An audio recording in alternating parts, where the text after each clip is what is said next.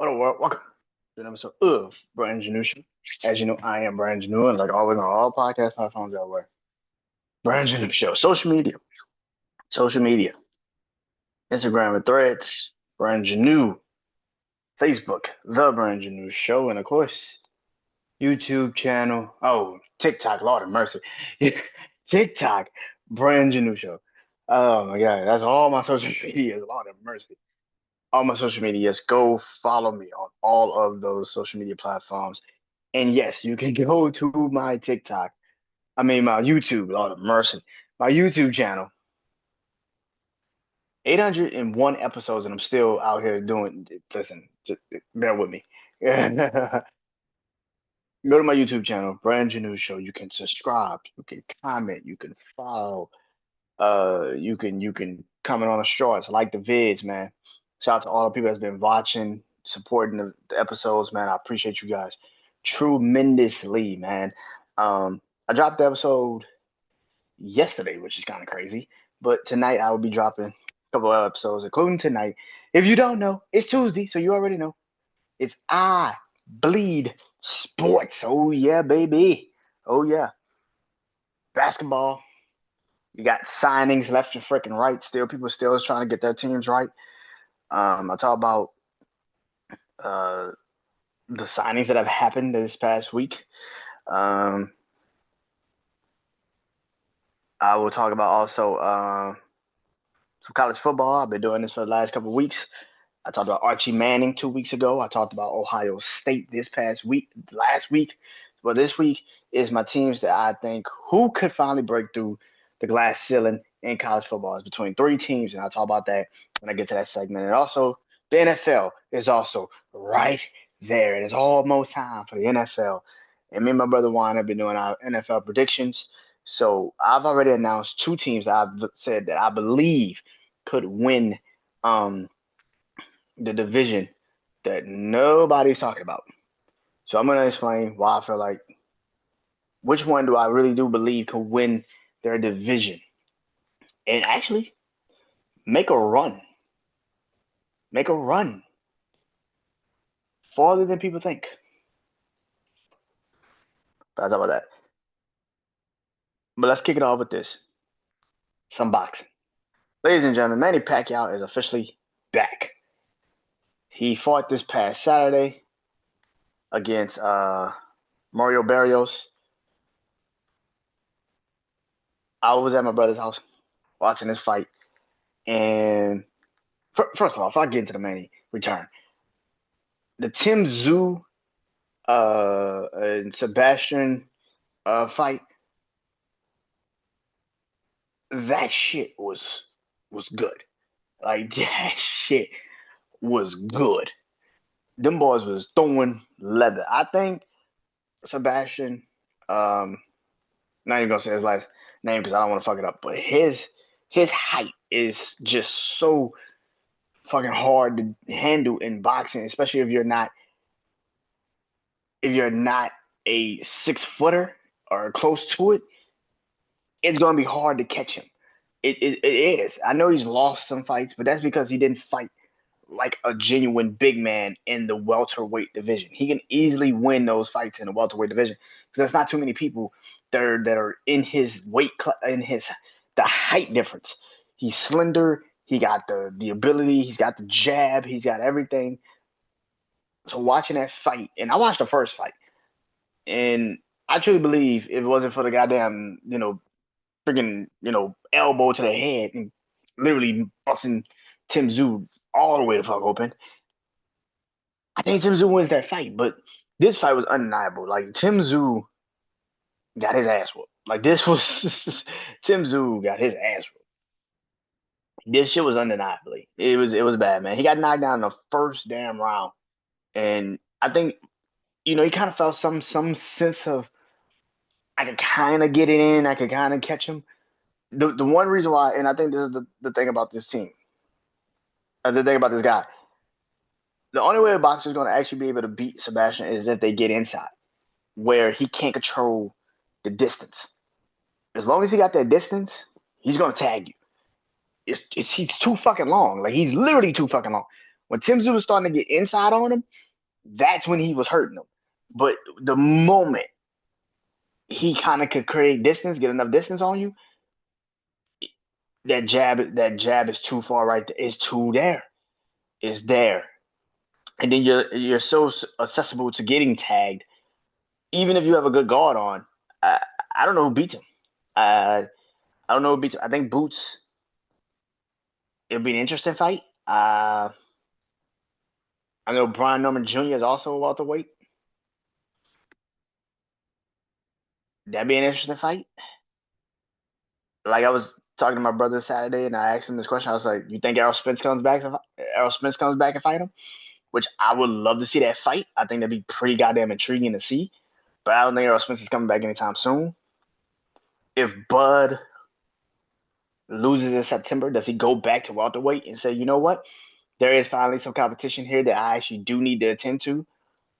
Or does Bud just retire right then and there? I don't know. But yeah, Sebastian, that was crazy. Like Tim Tszyu was just out of it. Tim Tszyu was out of it. The one thing that he kept doing was getting on the ropes, and you can't have that. You can't have that. Now Manny returns. Manny returned against Mario Barrios, like I said. Um, Mario Barrios showed Manny Pacquiao too much respect. Showed him too much respect. I get it. It's respect to him. But when you start to listen to the ref, you start to listen to Manny more than the damn ref. And even his own corner had to tell him about like the third, fourth round, like, hey, bro, let the ref tell you if you're hitting them too low. Don't just start stopping because Manny's telling you, hey, man, keep it up. It's like, bro, what the fuck are you doing? Like, hit this motherfucker. Mario Barrios was doomed from the start. He kept trying. He showed Manny too much fucking respect. He gave him too much leeway to get off those combinations. He didn't do shit to actually physically stop Manny Pacquiao. There's no way in hell a man that has been out of the ring for 4 years at 46 years old should have even had the energy by the time they got to the 8th, 9th, 10th round to still be laying punches on you. There is an insane amount of what the fuck is going on in that match. It was just like, what are you doing? I get that you respect him. I get that he's a Hall of Famer. I get that you have so much love and respect for him. I get that. But there was moments in that fucking fight that I was just sitting there like, bro, hit this motherfucker, bro. Like it's bro, hit him. Like you're giving him too much space, too much time to let off.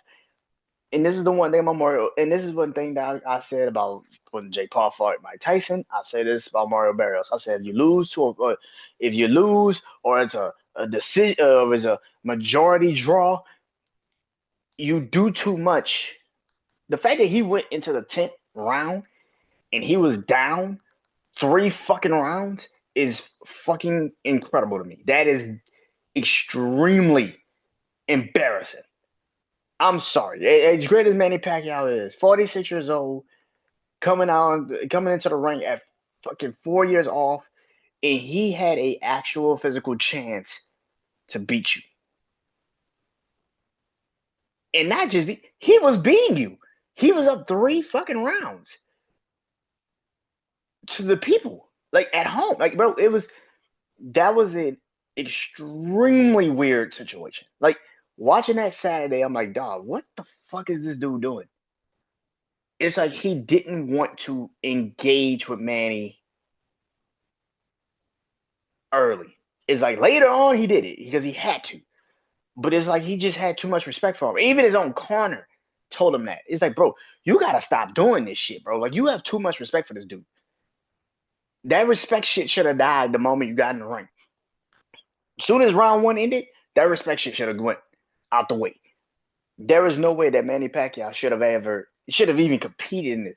Manny Pacquiao should have never even had a chance in this fight. And I'm not talking about Manny Pacquiao. This again, these people want to see this vid and they're gonna start talking about, well, it's Manny Pacquiao. He's the greatest to ever do it. Shut the fuck up. Manny is 46 years old. He's been out the ring for 4 fucking years. Mario Barrios is Mario Barrios is a fucking welterweight champion. The fact that you went in that ring 12 years his senior and got your ass whooped is fucking insane to me. There is no reason for you to lose or get your ass whooped like that because you just didn't want to engage certain moments. The only time he engaged is when Manny really just tagged him. Like Manny would get off three punches straight, and then he'd be like, okay, let me get one. Let me get my 1-2. It's like, what type of shit? Hey man, listen, you didn't lose, and that's what people are gonna sit there. You didn't lose, but you didn't win either. There's no way in hell you lost. There's no way in hell a 46-year-old man who's been out of the ring for 4 fucking years gave you a competition when you're actively boxing. Like, there's no way in hell. The fact that this man's wife, this is how fucked up this is. Manny Pacquiao's wife picked you. That is fucked up, dude. You know how bad that is for the spouse to actually say, you can whoop his ass.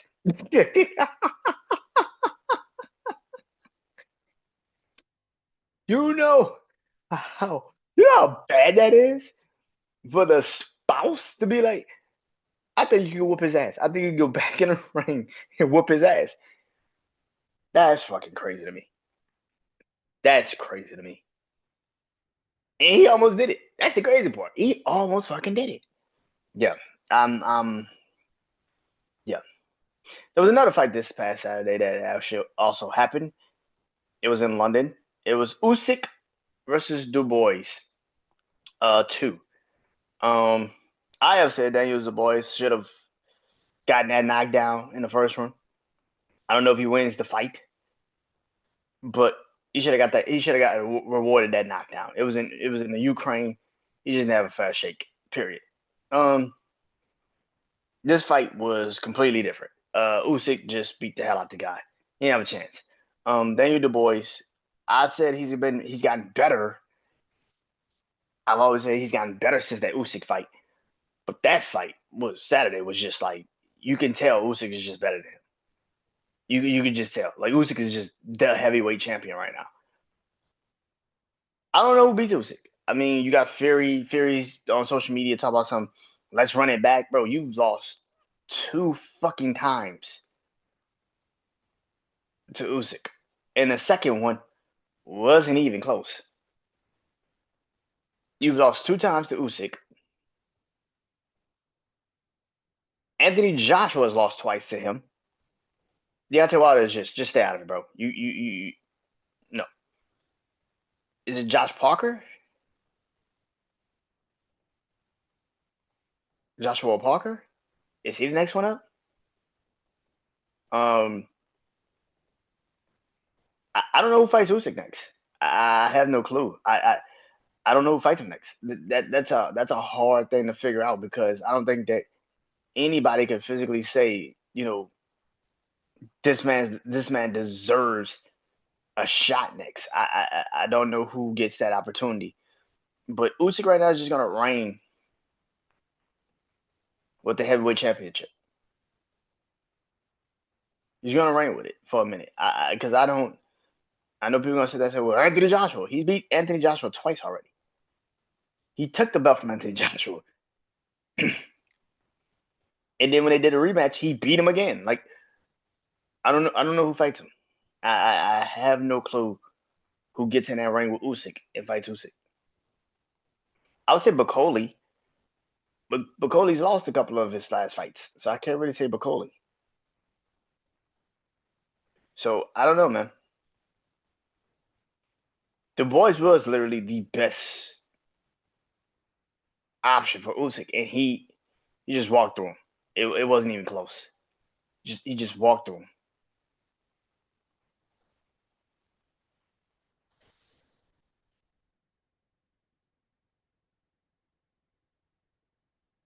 Basketball. So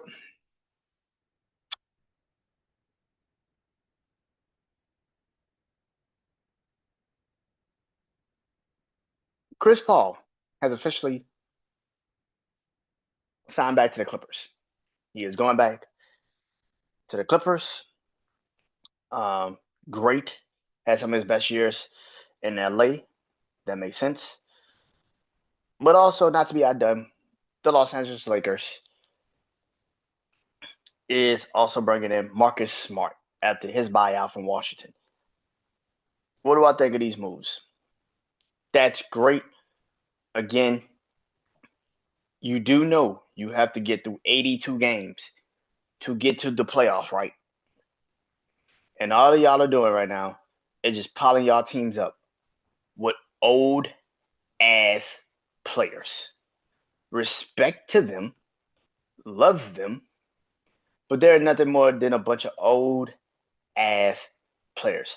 Chris Paul's great, but Chris Paul's even announced this is his last year.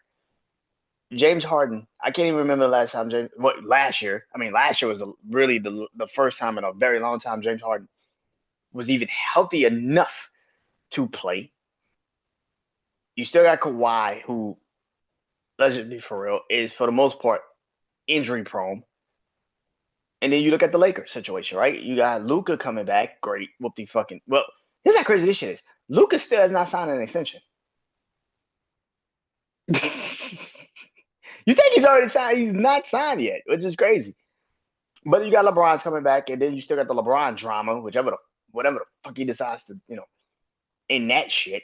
You got the LeBron drama, and then you bring in Marcus Smart, DeAndre Ayton, who's more of an offensive guy than a defensive guy, Jackson Hayes, who's more of a defensive guy than he is an offensive guy, and I use defensively very fucking loosely.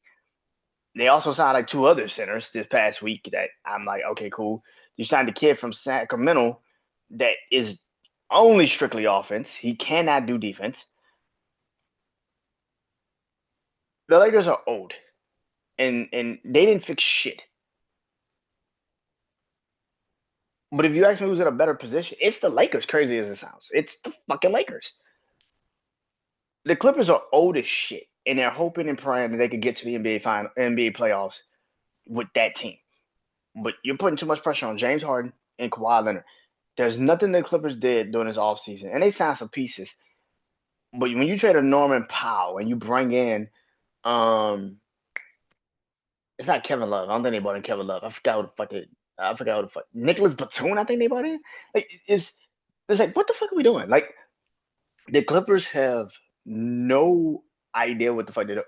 This is just an old ass team, and some people are gonna get on social media and even people that's in media, sports media, because they just want to run up their numbers. I am not one of those people. This shit is bad.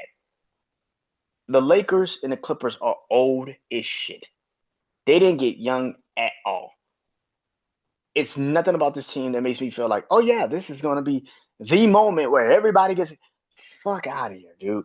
The Lakers and the Clippers are old. Old, man. And there's nothing you can do to fix that. And I think that that's the problem. And again, you're hoping that you get through 82. People continuously forget. You have to get through the regular season first. I know we have made that shit seem like it's a formality that is just going to happen. But for the most part, bro, you think LeBron and Luka and fucking Marcus Smart and all these other players can actually stay healthy enough and long enough to be in the day? Come on, bro. And then the Clippers. It's like the Clippers. Bro, you expect James Harden to stay healthy and Kawhi Leonard to stay healthy for 82 fucking games? Are you crazy? I don't see how any of this shit makes sense. I'm sorry. Like, people are going to sit there again because you are LeBron fans. You're not Laker fans. You're LeBron fans. I don't see even if you're a Clipper fan, none of this shit makes sense. You are having an old off, not a standoff, an old off. You're trying to just bring back a feeling that made you feel some way. The Lakers and the Clippers should cut their fucking ties and just move the fuck on. The Lakers are closer to the Lakers have at least somewhat of a piece you can keep and figure it out from there. But this is ridiculous. I don't like none of these signings. I get Chris Paul wanted to go back to LA. Great, whoop de fucking do. Great for him. Chris Paul is a legend. He's an icon. He's one of the greatest point guards to ever do it. I know people like to shit on his career for some fucking apparent reason, but for literally almost what this be his 21st season in the NBA, for damn near 17 years, every team, and I mean every team, this man played for, and he was the starting point guard for. He immediately made them a contender. The Hornets slash Pelicans, then the Clippers. The Clippers was a fucking joke in the NBA when it comes to playoff success or playoff anything. Chris Paul got there and immediately made the Clippers a perennial playoff team. Now, dumbasses would sit there and say, but they had Blake Griffin. Get the fuck out of here. Are you stupid or what? Chris Paul made the Clippers a perennial playoff team just off of the fact that he was that fucking good. Then he leaves the Clippers and he brings the Houston Rockets to the Western Conference Finals. Russell Westbrook couldn't do that shit. Chris Paul did it. And if he doesn't injure his hamstring, they probably win and go into the Western Conference. They probably go to the NBA Finals and play the Cleveland Cavaliers, and probably win.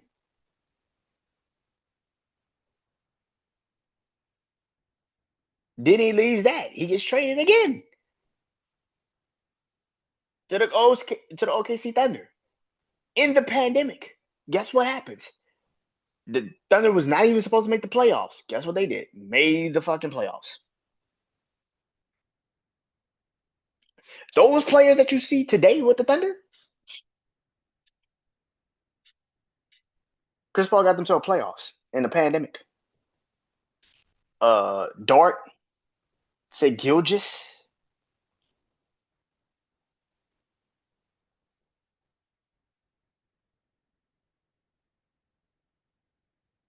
Got them to the playoffs. Then he leaves again, goes to Phoenix, and brings the Phoenix Suns to their first NBA Finals since 1993.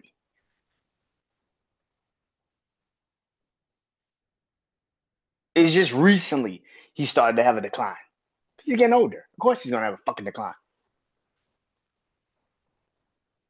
But for people that sit there and try to have this conversation of who's better prime, man, it was Chris Paul.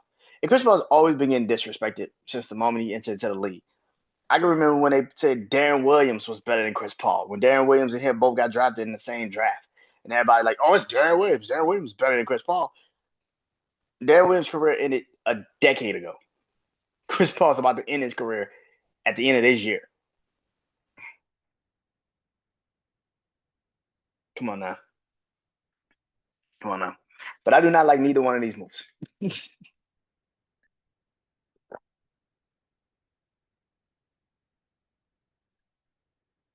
College football.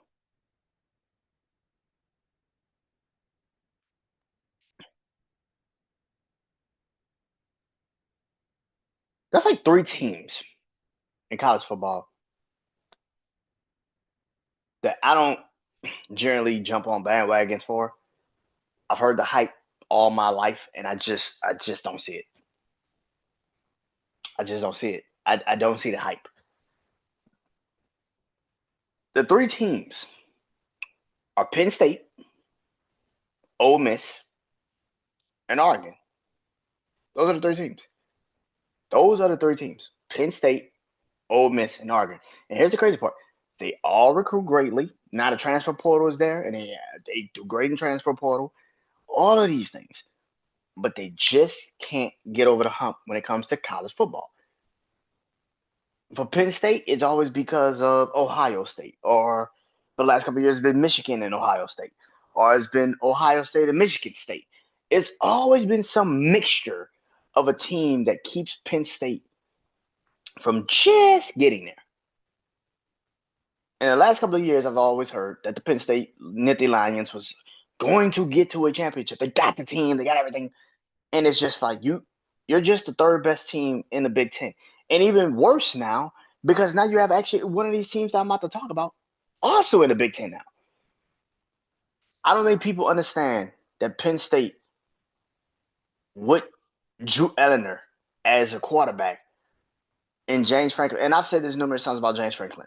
I don't see why people think James Franklin is a great head coach. I don't see it.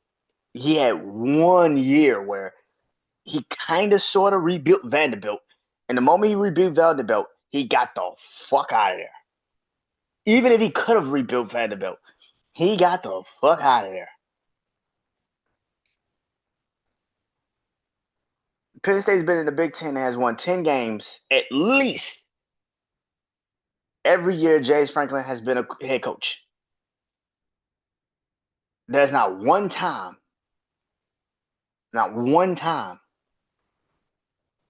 that you felt like Penn State had a chance to win a championship. There is not one time that you felt like the Big Ten, like Penn State had a chance to be a champion in the Big Ten. The fact that you had James Franklin had to watch Michigan go from the shit they had to go through to become a juggernaut in the Big Ten, lose their head coach, and then come back and win a national championship. And yet you can't even win the Big Ten championship. You have never. Penn State hasn't even won a Big Ten conference championship. You know, you're not fucking crazy that shit sounds. You're not fucking crazy that shit sounds.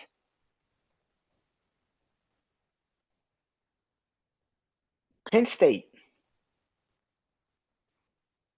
watched Michigan fall and then rise again, and they still can't get to a fucking championship game. This is why when experts talk about Penn State or Oregon, or I immediately, and I mean immediately, turn the fucking TV because I have seen this, I have heard this enough in my life to know all that shit is just talk. James Franklin's been at Penn State damn near a decade. Yeah, I think a decade. James Franklin's been at Penn State for damn near a decade. You cannot tell me one time where he was the best head coach he was the best head coach. Not one time. All that talent. You can't even win a Big Ten. That's why I just do not listen to people when they say Penn State has a chance. Bitch, let me see them do it, and then I maybe agree. Or don't get it twisted. Because Ole Miss, you in the same fucking boat. Ole Miss fired a head coach, hired Lane Kiffin, who has his own pass, a checky ass pass. But Ole Miss in the SEC has always been considered, depending on what type of year LSU is having, the fourth best team in the SEC. That's just the facts. They're always either the third best team in the SEC West or they're the fourth best team in the SEC. They just can't get past Alabama, Georgia, or LSU. That's just what it is. In some years, you're the fifth best team in the SEC, and you're the fourth best team in the SEC West, and you can't get past Alabama, LSU, Georgia, and Auburn. Either way it goes, Ole Miss has never broken through the glass ceiling. The SEC, and it's not like they have not had quality wins before. They have beaten Alabama. They have beaten LSU. They just can't pull it all together. I don't know what it is about Ole Miss. These motherfuckers just can't pull it all together. They might beat LSU and Alabama, and then they lose to fucking Arkansas. And they lose to Florida. And you're just sitting there like, how the fuck did you lose to Arkansas and Florida? Like, you're just sitting there. Like, how the fuck is that? You lost to Tennessee? Like you just be sitting. You lost to Tennessee. Are you fucking kidding me? That's Ole Miss. Same thing with Penn State. 10 wins. Might win a couple of games here and there. At least with Ole Miss, they at least beat Alabama at least once. They catch Alabama off guard here and there. They have I always say this about LSU and Ole Miss. Whoever's at home is probably going to win that game. This past year, it was LSU. They were at home. The year before that, Ole Miss was at home. They won that shootout. This upcoming season, Ole Miss is at home. They're probably going to win that game. I'm telling LSU fans this shit now. Ole Miss always feels like a team that should be better than what they are. Every single damn year, Ole Miss has somewhat of a defense, somewhat of an offense. You kind of always have a quarterback. You have the running backs. You have the receivers. I mean, you literally have. Look at the receivers that's in the NFL right now. A couple of them have come from Ole Miss. DK Metcalf is one of them. Like, so you've had receivers, man. Ole Miss just have not gotten over the hump. And yes, you can sit there and say, well, that's the murderous row of the SEC. Yes, totally. 100%. But when you have beaten the Alabamas, then you have beaten the LSUs, and you have had these moments, and then you go into Gainesville last year and you lose to Florida. And you're just like, what the fuck? What?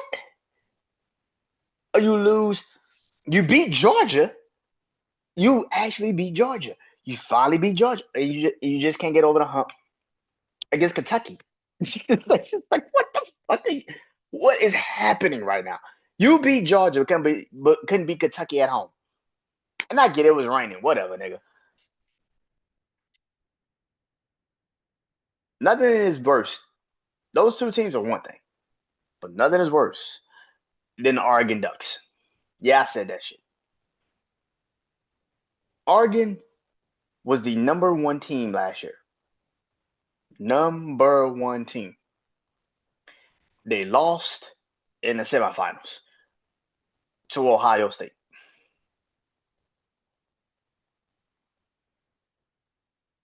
At the Rose Bowl.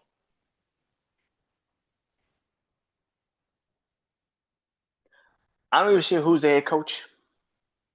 Oregon just can't get it done. They've had multiple quarterbacks: Marcus Mariota, Bo Nix. You had Dylan Gabriel of last year. You had all these people, all these players, all these teams over the last decade plus, and you just can't get it done. You played in 2 national championships, and you've gotten your ass blown out in both of them. Nope. Yeah, got blown out in both of them. You was also Ohio State when they the first college playoff championship game, and then you lost to Auburn in that game to Cam Newton. There's a lot of things we can say about Oregon. They're another team that gets 10 to 11 wins every fucking year. Here's the crazy part. I actually believe in Oregon. I think Oregon can actually win a national championship until they actually have to do it. And then that's when the fucking shit breaks the fuck down. I don't know what it is. Defensively, they start to fall apart. Offensively, they can't call the right plays. It's like, what is this? That is Oregon. It's worse than Penn State and Ole Miss. Because at least Oregon gets to the final and they still can't pull it off. It's worse. And that is why I say, who can finally break through the glass? Crazy as it sounds, it's Ole Miss. And no, it's not because I'm an SEC kid and all this other shit. The SEC is at such a down period right now. I don't know who's the starting quarterback at Alabama. I don't know who's the starting quarterback at Georgia. I have no idea who's. Florida is supposed to be great, and that's another team I should have put on here, Florida. But Florida's had some down years, and I never put Florida in it. But Florida's had some down years, and Ole Miss has a very favorable schedule, and I mean a very favorable schedule. Ole Miss should easily win this. They should easily win this. I mean, they should easily win the SEC. They should be in a conversation with Texas to win the SEC. I don't know who really their quarterback is, but with that offense and that scheme, that defense, they should be able to pull it off. Do I believe they will? Fuck no. Fuck no. Even if listen, I said, who do I think? I didn't say who I feel will do it. Who do I think can pull it off? It's Ole Miss. I don't think Oregon. I think Oregon, Penn State, Ohio State, Michigan, all those teams, they're going to hurt each other. Washington, shit, even UCLA and USC could catch each other at some point, catch these teams off at some point. I think Ole Miss is the team that can do it. Will they actually physically do it? Fuck no. No. Something's gonna happen. They're gonna lose a game that they're not supposed to fucking lose. And you just sitting there like, what the fuck, dude? That's it. Switching over, keeping it in football, but switching over to the NFL. So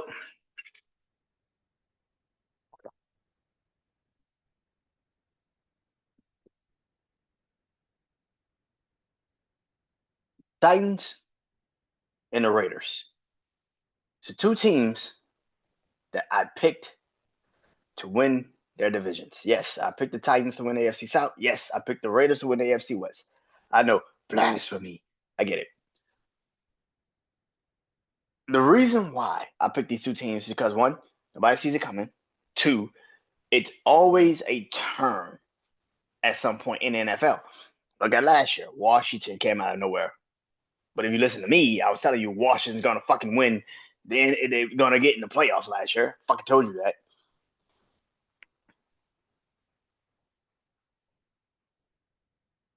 So I believe it's this year. I think it happens this year. And that is why I feel like the Titans and the Raiders, who also in very questionable divisions, AFC South literally is between the Texans and whoever can fucking finish second. I don't think it's the Jags. I damn sure don't think it's the fucking Colts. So the AFC South is really between the Titans. To me, is between the Titans and the Texans. That's it.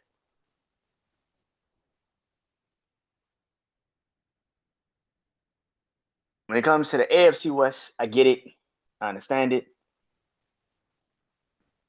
Like I told my brother Juan this past week, it's hard to not put your money on Patrick Mahomes. But this is for the first time in a long time the Kansas City Chiefs are actually having to actually have to kind of sort of rebuild a little bit. Yes, Patrick Mahomes is still there. Yes, Travis Kelce is still there. Yep, that's not the problem. Andy Reid is still there. But this is the first year where you kind of feel like some don't feel right. I think the Raiders have enough. I think the Raiders got they don't have the big flashy receiver, but they got receivers that can do enough. They got, to me, like I said, one of the best tight ends in the NFL and Brock Bowers. They have a way better offensive line than people give them credit for. They have a way better defensive line than they get credit for. The secondary has always been a little bit iffy for me when it comes to the Raiders, but they'll figure it out. Pete Carroll always does. And that's another thing. The veteranship of Pete Carroll, a former Super Bowl winning head coach, a two-time Super Bowl coach that went to a Super Bowl two times, a man that has won national championships in college. Who that is the rarest thing to have a guy who has won multiple championships in college and also turned around and won a championship in the NFL. The Raiders, and another thing, as much as people want to sit there and joke and ha ha ha, you think it. Yes, do they have probably the most flashiest name at quarterback? Fuck no. Geno Smith does enough to help them win, and that is not turn over the football. I think the Raiders could win the AFC West, man. And what team do I think could go farther? It is the Raiders. I think the Raiders have the running game. I think the Raiders have the passing game. I think the Raiders have the defense.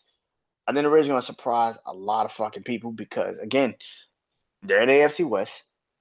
They're not the flashy name. You're so used to saying the Raiders this could be the Raiders year. But you look at what happened last year. You had the Chiefs, the Chargers, and the Broncos all make it to playoffs. But that took a toll on them. I think the Raiders win. Again, I think the Titans make the playoffs, though. I think the Titans still win the division. I just think the Raiders go farther. And that's all. That is it. Bob Lee Sports. Tell you guys soon.